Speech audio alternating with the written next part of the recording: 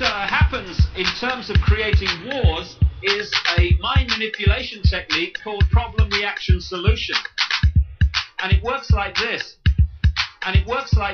First of all, you create the problem, but you get someone else to be blamed for it. You then report that problem through the media in the way you want it reported.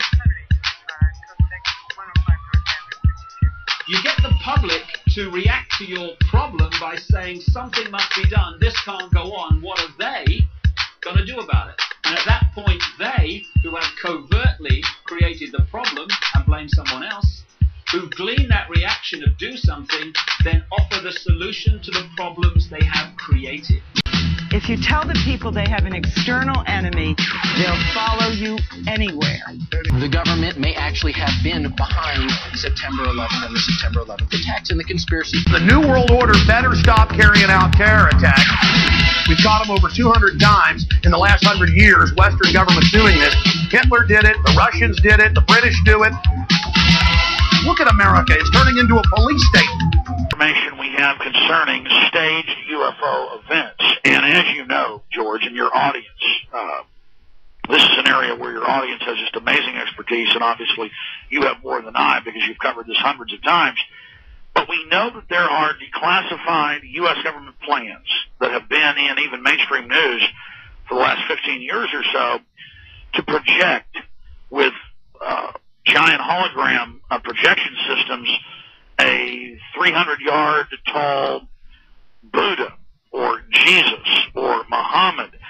And the Pentagon admits that since the 70s, at least, they have been working on these giant projectors that can project a UFO. They can project a giant pizza in the sky if they wanted to. True. It's basically more of the fake white Al-Qaeda. Now all the American people are Al-Qaeda. We're all under suspicion. Total bull. We're talking about a worldwide fraternal organization that is powerful enough, old enough, and wise enough to operate behind all governments in the world, behind fraternal institutions, monetary systems in the world, and yes, they are in fact connected. May you see your papers? I don't think I have them on me. In that case, we'll have to ask you to come along. Wait, it's possible that, yes. Here we are. These papers expired 3 weeks ago. You'll have to come along. Halt!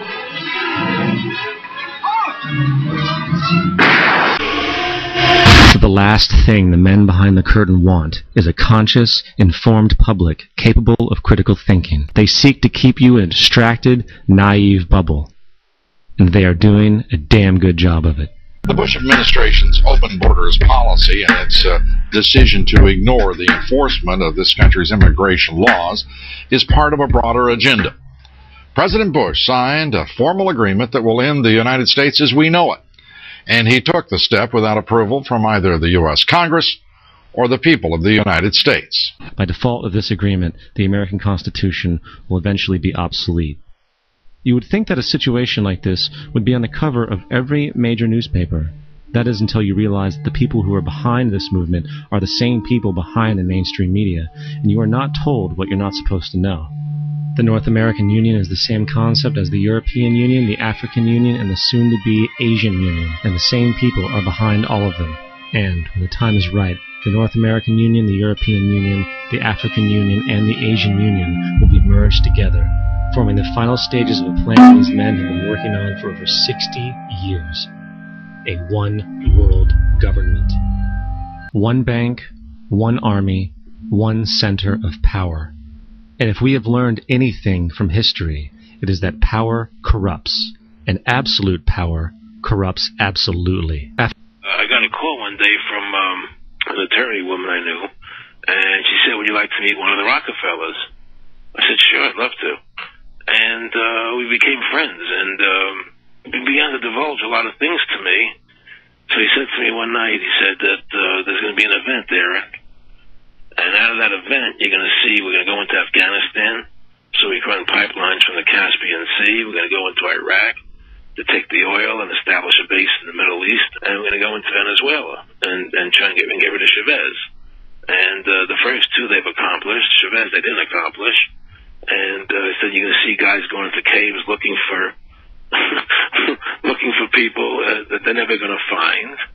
You know, he was laughing about the fact that you have this war on terror. There's no real enemy. He's talking about how by having this war on terror, you can never win it because it's an eternal war. And so you can always keep taking people's liberties away.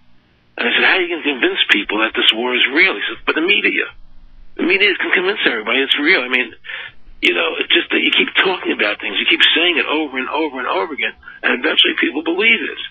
You know, you created the Federal Reserve in 1913 through lies. You create 9/11, which is another lie. Through 9/11, you're fighting a war on terror, and now all of a sudden you go into Iraq, which was another lie, and now they're going to do Iran. You know, and it's all one thing leading to another, leading to another, leading to another. Now, I would say, what are you doing this for? What's the point of this thing? You have all the money in the world you ever want. You have all the power. I said, you know, you're hurting people. It's not a good thing. And he would say, what do you care about the people for? Take care of yourself and you take care of your family. And then I said to him, what are the ultimate goals here? He said, the ultimate goal is to get everybody in this world chipped with the RFID chip and have all money be on those chips and everything on those chips. And if anybody wants to protest what we do or violate what we want, we just turn off the chip. That's right, microchipped.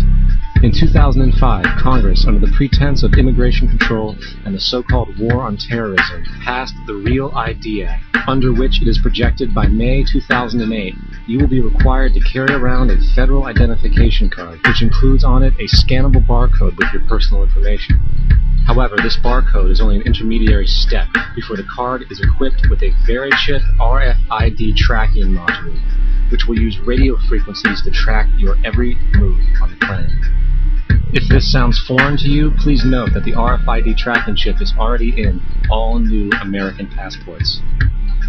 And the final step is the implanted chip, which many people have already been manipulated into accepting under different